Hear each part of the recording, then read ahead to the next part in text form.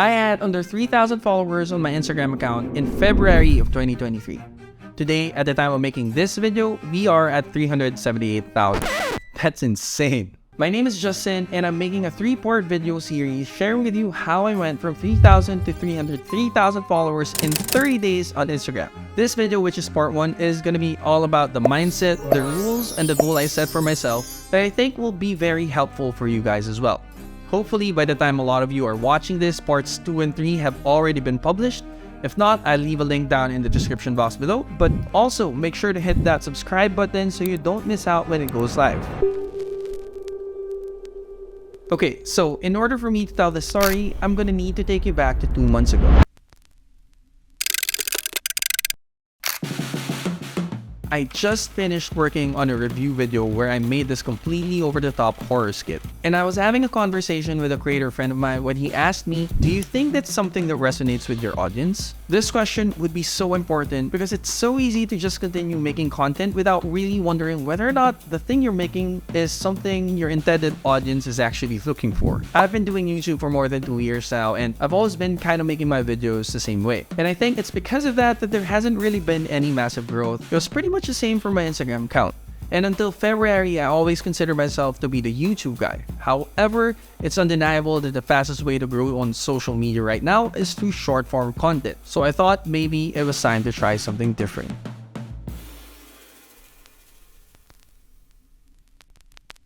I've seen so many success stories on Instagram about people gaining 10k, 20k, and even 140k followers by consistently putting out content for 30 days straight.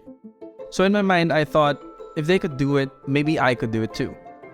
I decided I was gonna commit to posting every day for at least 30 to 60 days, and hopefully by the end of it, I'll be lucky enough to reach 10k followers. That was the goal. Consistency was gonna be key, but the one thing I believe that made the biggest difference for me was this one simple rule I set: value over everything.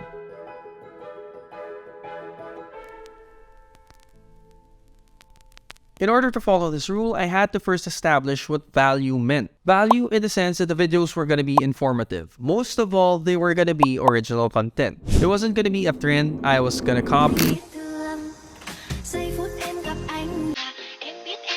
I didn't really feel like dancing anyway. Plus, chasing trends and looking for trending audio was honestly too tiring for me. I ended up using just one song for 80% of the reels because, and I kid you not, while scrolling through my feed one day, I came across a reel by Chris Snow and he was using this particular song, so I said, I'll just use it too. And that was it. There was no metrics, no science, whatever involved. Value in the production sense. I was going to do my best to put effort into the video and audio quality, improving my editing skills, and even paying attention to the small things like the background I was shooting my videos in. Originally, I wanted to make my background look exactly like the videos of the people I was looking up to, but I just ended up taking advantage of what was already in our house. Pretty simple idea, right? But it's also easier said than done and very easy to forget. And so yeah, this pretty background that a lot of people have been noticing isn't actually anything special. It's just me sitting in our living room with rearranged pieces of furniture.